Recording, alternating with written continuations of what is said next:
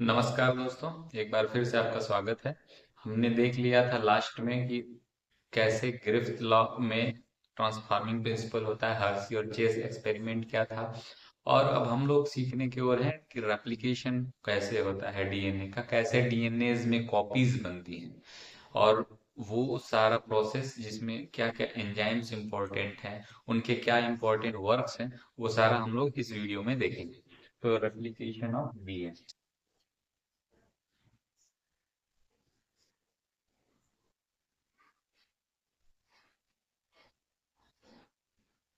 Replication of DNA, इसका मतलब क्या है कि डीएनए की न्यू कॉपी बनाना।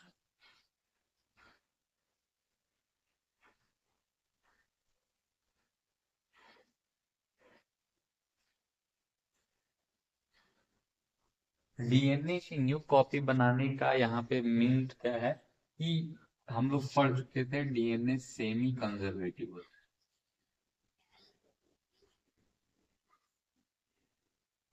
यानी कि एक नया स्ट्रैंड है। मान लीजिए ये पुराना हमारा एक डीएनए है, इससे अगर नया डीएनए बनता है तो एक हमारा मान लीजिए ये नया स्ट्रैंड रिप्रेजेंट करता है और इसमें का एक कोई थ्रेड पुराना रिप्रेजेंट करता है सर। तो इस तरह का डीएनए बनेगा। ये DNA semi conservative, one new strand and one old strand. तो ये डीएनए सेमी कंजर्वेटिव हो गया, हाफ न्यू हाफ ओल्ड। अब हम लोगों को पढ़ना है कि ये जो डीएनए का कॉपी बन रहा है उसकी प्रोसेस क्या क्या है। तो हम लोग देखते हैं इसमें इंपॉर्टेंट एंजाइम्स के बारे में देखते हैं। तो पहले हमने पढ़ा है कि डीएनए को बनाने के लिए एक पर्टिकुलर प्लेस होगा जहां से डीएनए का रेप्लिकेशन स्टार्ट होगा, उसको कहते हैं replication site.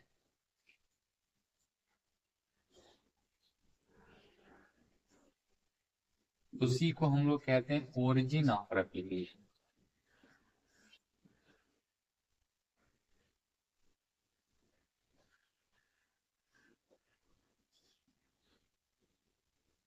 Origin of replication क्या है? डीएनए का वो वाला प्लेस जहां से डीएनए का रेप्लिकेशन स्टार्ट हो।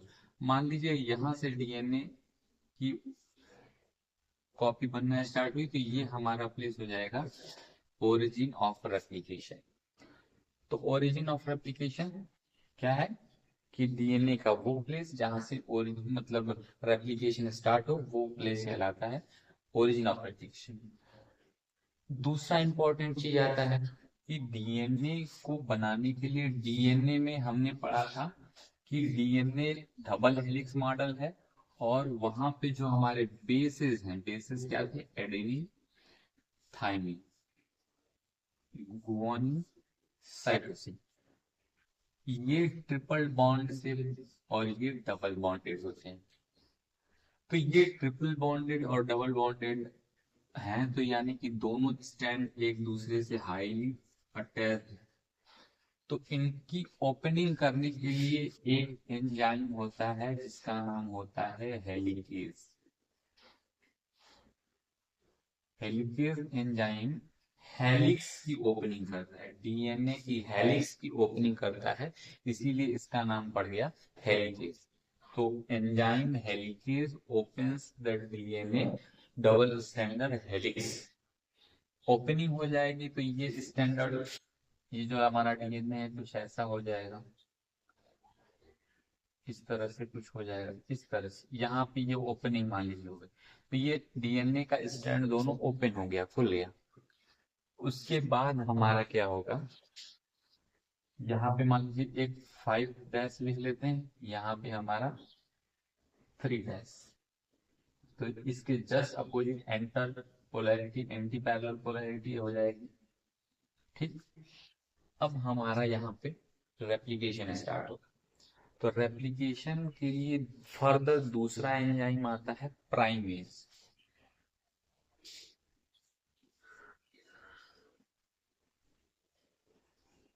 ये एंजाइम है प्राइमेज। इसका वर्क क्या है? आरएनए प्राइमर बना, आरएनए प्राइमर्स बना। डीएनए का रेप्लिकेशन जब भी होता है तो स्टार्ट पहले हमारे आरएनए प्राइमर से होता है। पहले यहाँ पे छोटे से आरएनए प्राइमर्स बनेंगे, यहाँ पे छोटा सा आरएनए प्राइमर बनेगा, उसके बाद फर्दर डीएनए का रेप्लिकेशन स्टार्ट होगा। तो यहाँ पे आरएनए का प्राइमर बनाने के लिए प्राइमेज एंजाइम को यहाँ पे बना दिया, ठीक। यहाँ पे मान लीजिए बना दिया आरएनए प्राइमर इस तरह से। अब हमारा आता है DNA dependent DNA polymerase. DNA dependent DNA polymerase.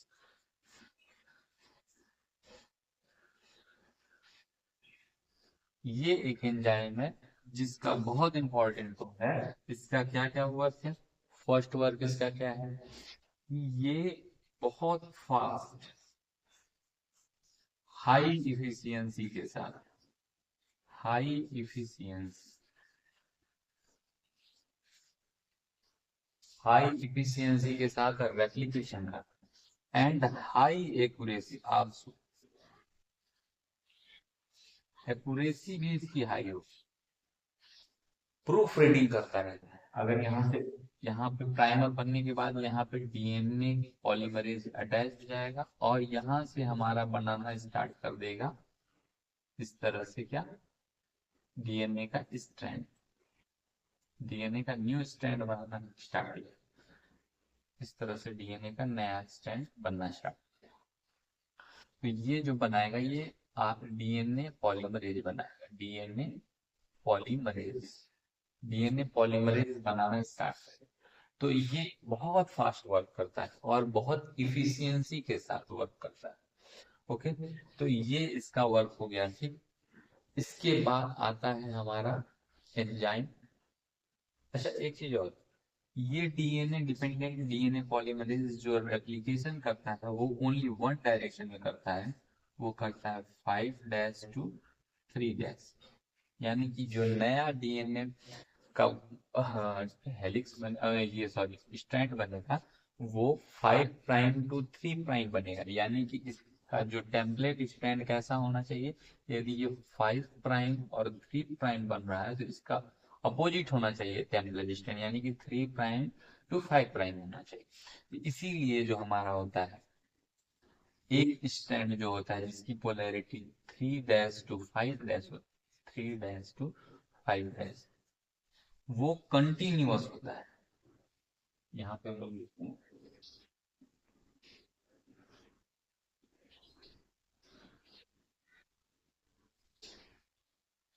एक होता है कंटिन्यूअस स्ट्रैंड।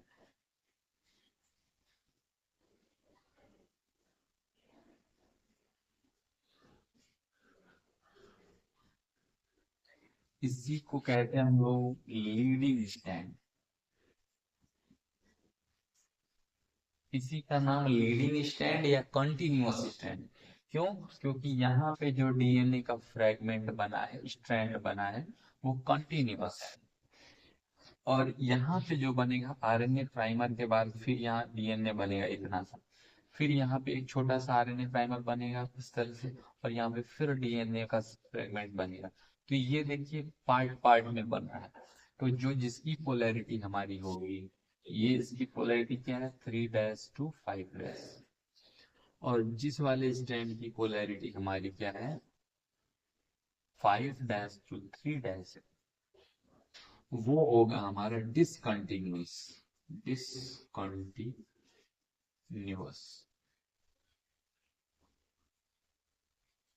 और lagging strand, lagging strand.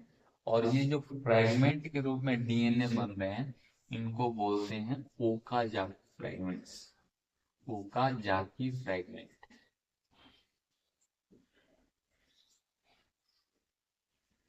Okay, यहाँ पे भी आरएनए प्राइमर बनेगा, यहाँ पे भी। डिफरेंस क्या है कि ये फ्रेगमेंट्स में बनेंगे और ये कंटिन्यूअस बनेगा। ओके, अब हमारा आता है यहाँ पे एक्सोन्यूक्लियस। ये दोनों स्ट्रैंड बन चुके हैं। अब जो हमारा एक्सोन्यूक्लियस नाम का एक एंजाइम होगा,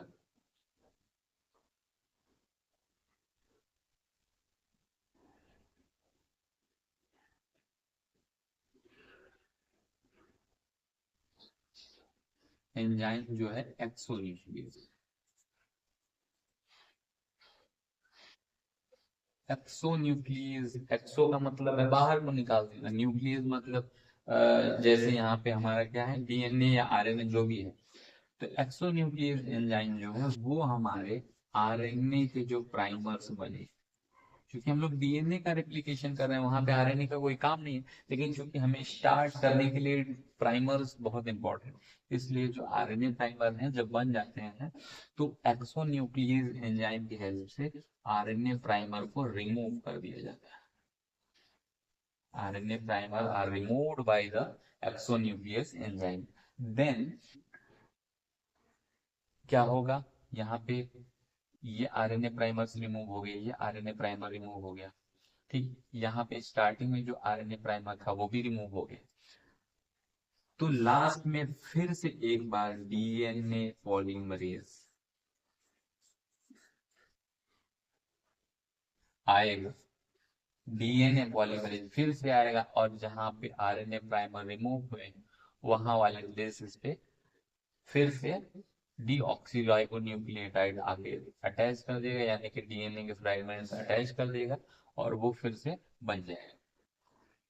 अब ये सारा प्रोसेस होने के बाद ये ओकाजाकी फ्रेगमेंट्स है, यहाँ पे जो फ्रेगमेंट मिलेगा आरएनए प्राइमर के प्लेस पे जो हमारा नया डीएनए फ्रेगमेंट बना, उन सबको जोड़ने का काम करेगा एक अनदर एंजाइम जिसका नाम है डीएनए लाइगेज।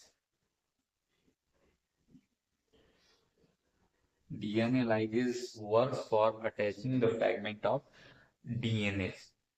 तो जितने भी डीएनए हैं ये सारे अटैच कर दिए जाएंगे डीएनए लाइगेज के हेल्प से, और ये भी स्टैंड जो लैगिंग स्टैंड था ये भी कंटिन्यूस हो जाएगा, और ये वाला तो कंटिन्यूस था, तो सारा दोनों एक जैसा हो जाएगा, और एक नया डीएनए जो है यहाँ से और यहाँ से अलग हो जाएगा, और ये एक नया स्टैंड इधर बन जाएगा, एक नया स्टैंड इधर बन जाएगा, तो दो डीएनए की न्यू कॉपीज बन जाएंगी। तो हम लोग फिर से इसको क्या करते हैं, ब्रीफ करते हैं, इसको शॉर्ट में समझते हैं कि क्या क्या चीजें थी।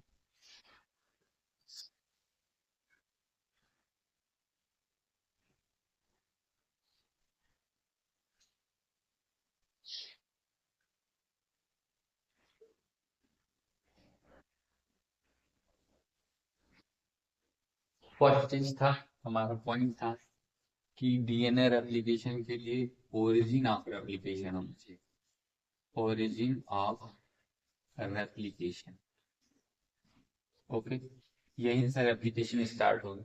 दूसरा पॉइंट हमारा क्या था कि हमारा हेलिकेज एंजाइम आएगा, हेलिकेज एंजाइम आएगा और वो डबल हेलिक्स डीएनए को ओपन करेगा, ओपन द डीएनए। उसके बाद जो हमारा है तीसरा, आरएनए प्राइमर्स बनेंगे, आरएनए प्राइमर बनेंगे, कैसे बनेंगे, प्राइमेज नाम के एंजाइम के हेल्प से। प्राइमेज एक एंजाइम आएगा जो कि डीएनए प्राइमर्स बनाएगा। फोर्थ पॉइंट क्या आएगा कि हमारा जो DNA dependent DNA polymerase, polymerase वो स्टार्ट करेगा प्राइमर के बाद से डीएनए बनाना। उसके बाद फिर पॉइंट क्या है कि उन डीएनए प्राइमर्स को रिमूव करने का कौन काम करेगा, एक्सोन्यूक्लियस,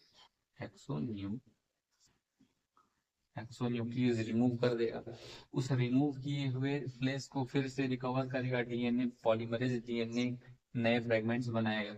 उसके बाद सिक्स पॉइंट क्या आएगा, जो भी स्पॉट है जहाँ पे डीएनए कटे कटे से हैं जैसे ओकाजाकी फ्रेगमेंट्स हैं, तो उनको डीएनए लाइगेज फिर से अटैच करेगा, तो डीएनए लाइगेज को फिर से जोड़ने का काम करेगा, और हमारा फिर से दोनों स्टैंड डीएनए के नए दो कॉपीज में कन्वर्ट हो जाएंगे। तो ये हमारा था डीएनए का रेप्लिकेशन। तो इसके बाद हम लोग पढ़ेंगे ट्रांसक्रिप्शन, वो हम लोग नेक्स्ट वीडियो में देखेंगे। Thank you.